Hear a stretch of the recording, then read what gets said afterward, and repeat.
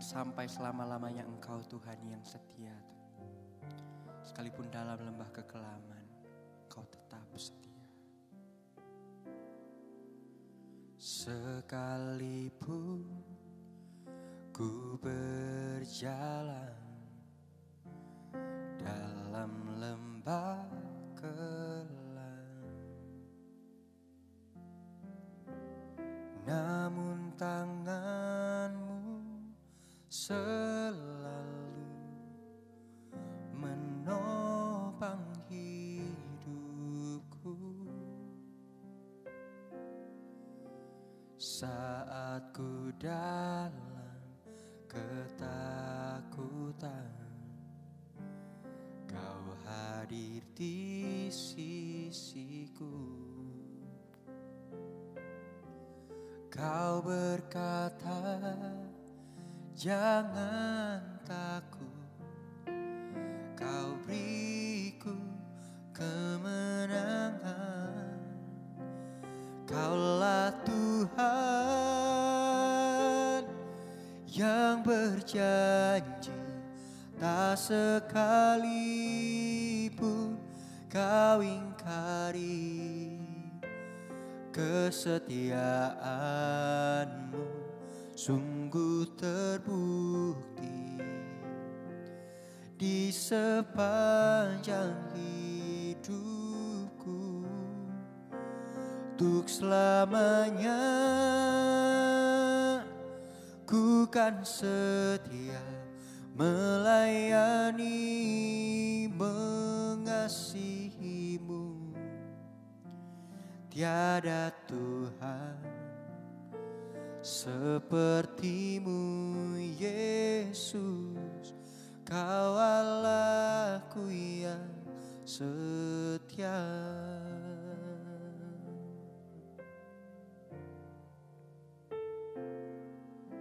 Saat ku dalam ketakutan, Kau hadir di sisiku.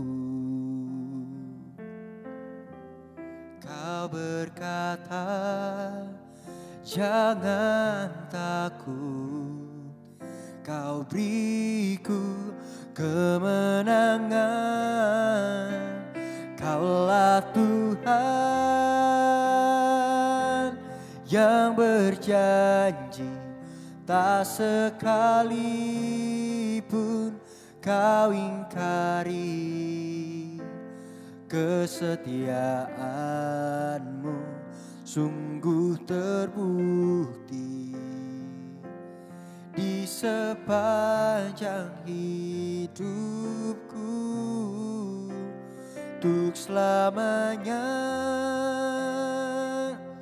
ku kan setia melayani, mengasihi-Mu. Tiada Tuhan seperti-Mu, Yesus. Kau Allahku yang setia. Oh, Kaulah Tuhan yang berjanji, tak sekalipun Kau ingkari.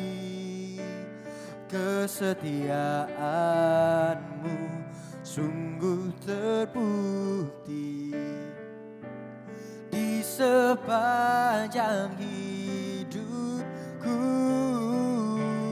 Untuk selamanya ku kan setia melayani, mengasihi-Mu. Tiada Tuhan seperti-Mu, Yesus. Kau Allahku yang setia.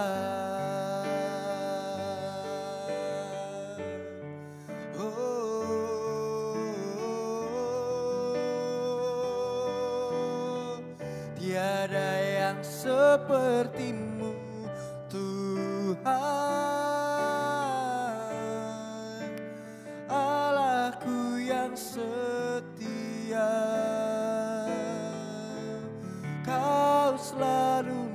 menjagaku di setiap waktu, menuntunku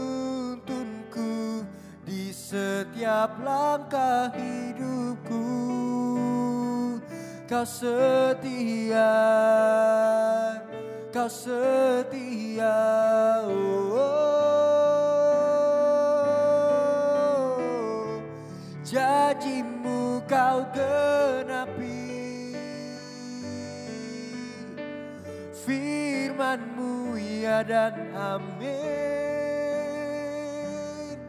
Oh, selalu setia, selalu beserta, selalu menjagaku senantiasa. Jangan pernah tinggalkanku Tuhan, sertailah jalanku, penuhilah hidupku. Yesus, ku percaya pada janji-Mu, ku percaya setiap firman-Mu Tuhan. Oh,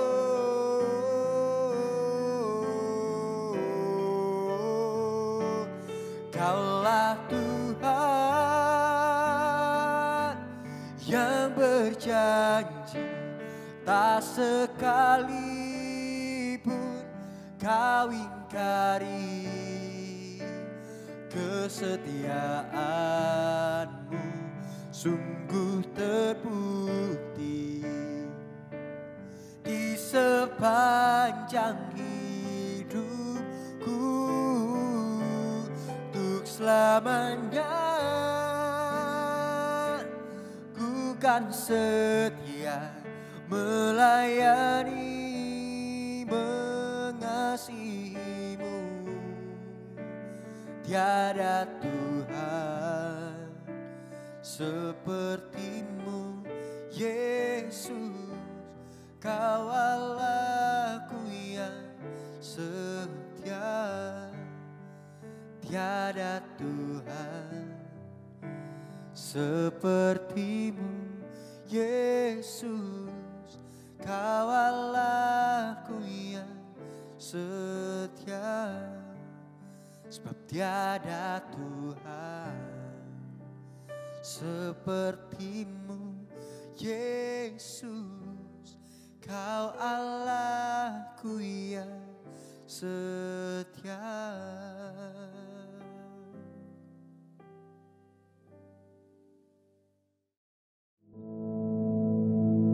Our Father, which art in heaven, hallowed be thy name. Thy kingdom come, thy will be done in earth as it is in heaven. Give us this day our daily bread, and forgive us our debts, as we forgive our debtors. And lead us not into temptation, but deliver us from evil. For thine is the kingdom, and the power, and the glory, forever. Amen.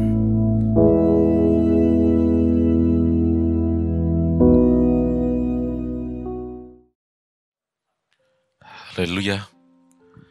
Puji nama Tuhan, saudara sekalian. Mari pagi hari ini kita akan belajar kembali bagaimana hidup dipenuhi Roh Kudus, yaitu dipimpin oleh Roh Kudus.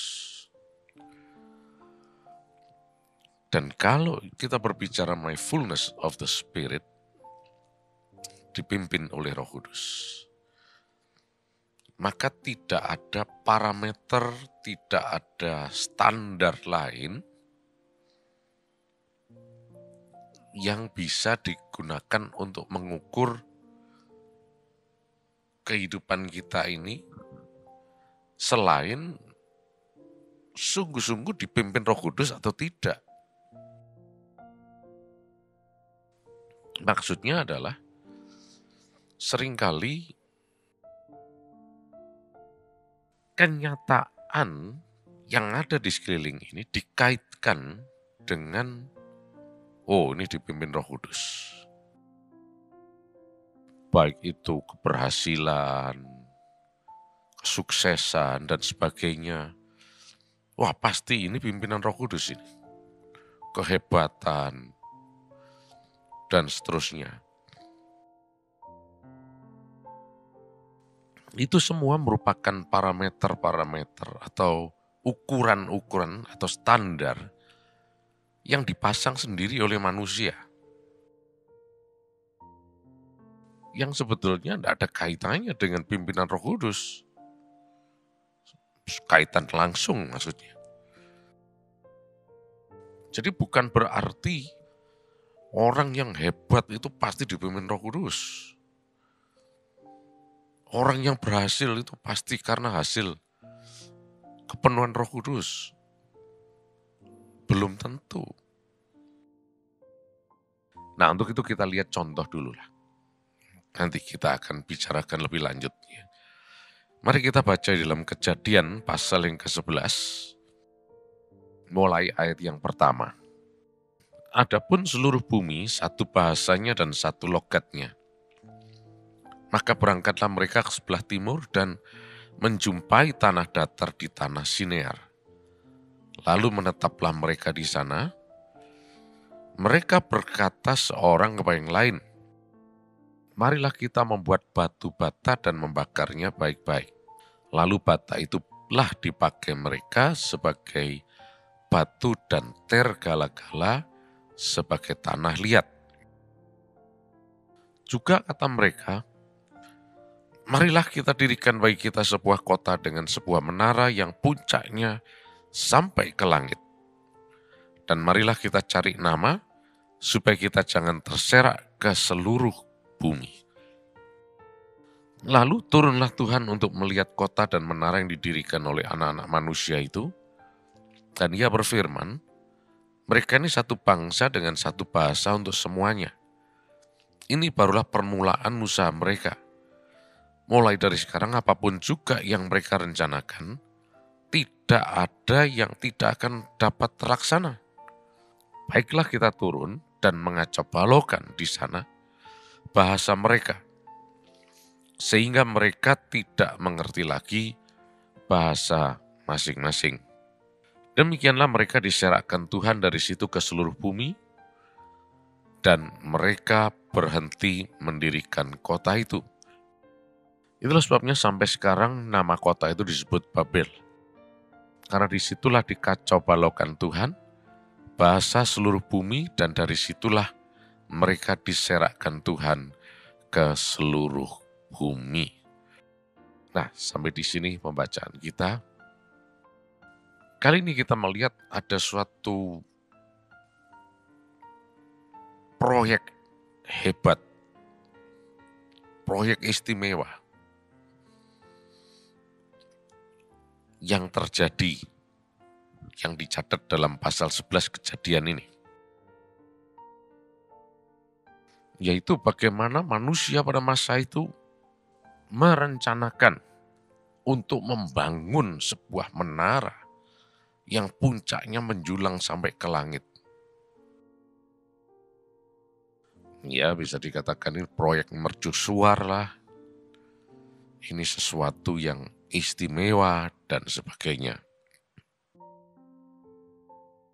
Memang secara manusia akan tampak bahwa proyek ini akan menjadi suatu ikon atau ikon kehebatan, keberhasilan, kesuksesan manusia. Nah, mereka melaksanakan itu semuanya. Dan sudah mulai berjalan proyek ini. Tetapi kita harus lihat dulu dasarnya. Motivasinya apa? Jelas sekali di sini, itu bukan dipimpin Tuhan, bukan dipimpin Roh Kudus, bukan rencana Tuhan. Karena kalau itu adalah rencana Tuhan, pasti berhasil. Pasti ujungnya adalah hari depan yang penuh harapan. Kalau itu adalah suatu divine destiny, maka tidak mungkin gagal. Pasti akan mencapai suatu destination yang istimewa. Tapi kita tahu bahwa ternyata proyek ini gagal total. Usaha ini berantakan. Bahkan mereka yang sebelumnya itu kuat, satu kesatuan, satu bahasa dan sebagainya, malah tercerai-berai. Setelah itu malah muncul berbagai macam bahasa-bahasa. Yang tadinya cuma satu bahasa, sekarang malah muncul berbagai macam bahasa. Artinya akan terjadi divisi-divisi atau kelompok-kelompok. Perpecahan di sini tergantung dari kelompok bahasanya. Jadi mereka nggak jadi bersatu, malah berantakan. Dan yang membuat kekacauan ini, yang membatalkan, yang membuat ini gagal, Tuhan sendiri. Karena itu tidak sesuai dengan rencananya. Sehingga mereka terserak-serak ke seluruh penjuru bumi dengan berbagai bahasa-bahasa masing-masing. Nah, ini adalah kenyataan bahwa kehidupan yang tidak dikendalikan oleh Tuhan. Karena kalau kehidupan itu dipimpin, dikendalikan oleh Tuhan, tidak mungkin terjadi kekacauan seperti ini. Karena divine destiny itu selalu membawa kepada hari depan yang penuh harapan. Selalu mencapai destination-nya dengan berhasil. Tetapi justru kita lihat yang terjadi sebaliknya, kekacauan di sini malah. Ini menunjukkan bahwa ini bukan rencana Allah. Dan bukan pimpinan Tuhan, bukan pimpinan Roh Kudus. Karena mereka cuma menggunakan kemauannya sendiri, pikirannya sendiri. Nah, tadi kita baca bagaimana mereka merencanakan sesuatu sesuai dengan kemauan mereka sendiri, keinginan mereka sendiri, pikiran mereka sendiri. Nah, ini yang seringkali bertolak belakang dengan fullness of the Spirit ini. Di mana kita dikendalikan, dipimpin oleh Roh Kudus. Yaitu tidak menggunakan pikiran sendiri, kemampuan sendiri, kemauan sendiri. Tapi menggunakan kemauan Roh Kudus. Apa yang Tuhan mau. Kalau kita berbicara cuma mengenai keberhasilan, keberuntungan, kehebatan, banyak. Di sana sini kita bisa melihat kehebatan terjadi, keberhasilan terjadi dan sebagainya. Tapi apakah itu adalah hasil pimpinan Roh Kudus? Mereka di sini hebat. Dan mereka cenderung akan berhasil, Tuhan katakan kok. Coba kita lihat ayat yang ke-7 tadi. Baiklah kita turun dan mengacau balaukan di sana bahasa mereka, sehingga mereka tidak mengerti lagi bahasa masing-masing. Karena apa? Ayat 6. Dan ia berfirman, mereka ini satu bangsa dengan satu bahasa untuk semuanya. Ini barulah permulaan usaha mereka. Dan mulai dari sekarang, apapun juga mereka rencanakan, tidak ada yang tidak akan dapat terlaksana. Nah, Tuhan tahu. Mereka sebetulnya potensial, hebat, dan bisa berhasil. Tapi sayang sekali, itu didasarkan atas pikiran sendiri, kemauan sendiri, perasaan sendiri, bukan atas kemauan Tuhan. Jadi dalam hal ini kita lihat bahwa kalau kita cuma menetapkan standar bahwa kalau berhasil itu pasti Tuhan dan seterusnya, kita seringkali akan terkecoh. Kalau hebat itu pasti Tuhan. Mungkin sudah akan bertanya, loh kalau tidak sama Tuhan mana bisa berhasil? Maksudnya adalah menggunakan pikiran sendiri, kemauan sendiri, mungkin bisa. Padahal itu bertentangan dengan kehendak Tuhan. Oleh karena itu, yang terpenting adalah jangan pakai pikiran sendiri, janganlah kita menggunakan kemauan sendiri, tapi pakai kemauan Roh Kudus. Inilah dikendalikan Roh Kudus, dan inilah yang Tuhan mau, yaitu fullness of the Spirit.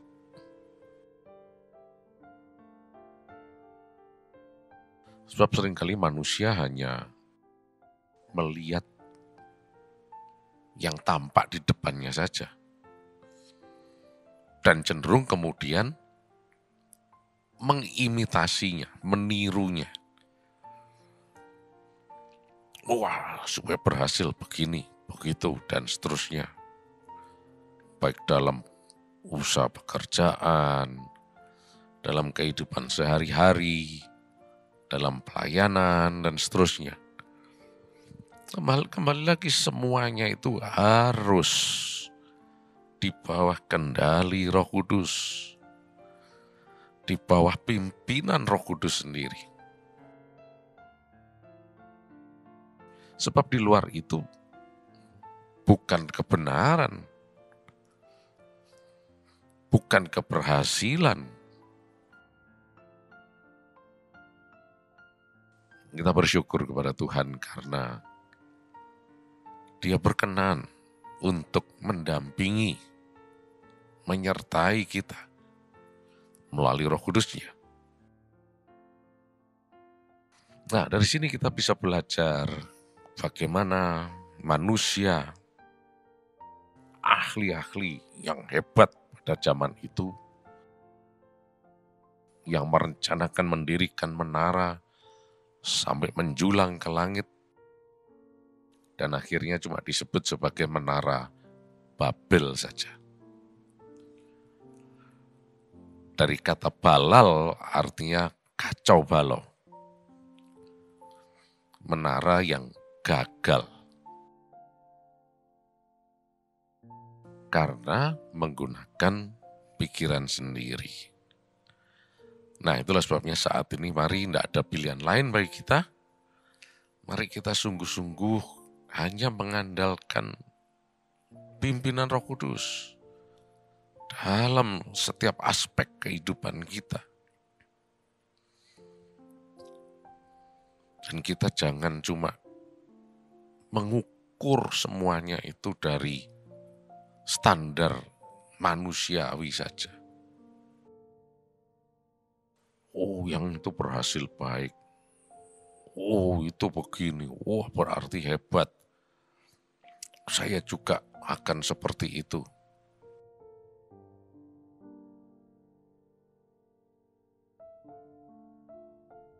Percayalah, bahwa hanya di dalam Yesus ada keberhasilan, ada hari depan yang penuh harapan. Berhasil, beruntung, bukan atas dasar standar manusiawi, tapi atas standar divine destiny.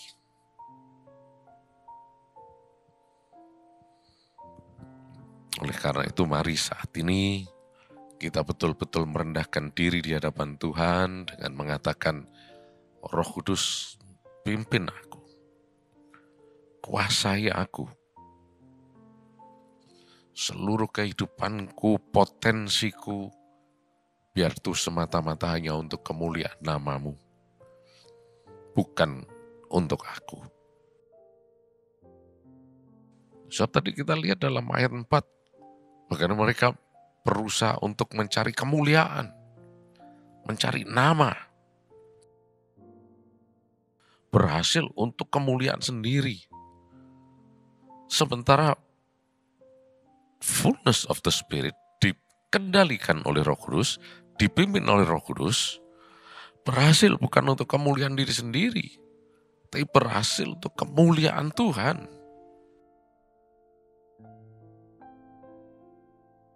Tuhan memberi potensi kepada kita untuk supaya kita berhasil. Fulfilling divine destiny. Mencapai destination-nya. Tapi untuk kemuliaan Tuhan Yesus. Bukan untuk kemuliaan diri kita sendiri. Kita ini hanya hamba. Kalau kita berkenan dipakai oleh Tuhan itu sudah bersyukur luar biasa. Apalagi mencapai destination, fulfilling divine destiny. Itu sudah kita harus sangat bersyukur. Dan Tuhan dipermuliakan. Inilah sebetulnya yang disebut fullness of the Spirit. Dikendalikan, dipimpin oleh Roh Kudus. Kecenderungan yang ada adalah hebat, berhasil, dan sebagainya dalam usaha dan seterusnya untuk aku, supaya aku dikenal, supaya aku dipuji dan seterusnya. Salah. Supaya nama Yesus yang ditinggikan. Puji nama Tuhan, biarlah sepanjang hari ini kita selalu hidup dipimpin oleh Roh Kudus dan selalu memuliakan namanya. Puji nama Tuhan. Terima kasih Yesus. Berkat-Mu atas setiap saudara kami di tempat ini. Tuntun kami Roh Kudus. Penuhi kami dengan Roh Kudus-Mu. Agar kami boleh selalu berjalan sesuai dengan apa yang Kau mau. Dan nama Yesus dipermuliakan. Dalam nama Tuhan Yesus Kristus. Sepanjang hari ini kami sehat, kami diberkati berkelimpahan, berhasil dan beruntung. Nama Yesus dipermuliakan. Dalam nama Yesus. Amin.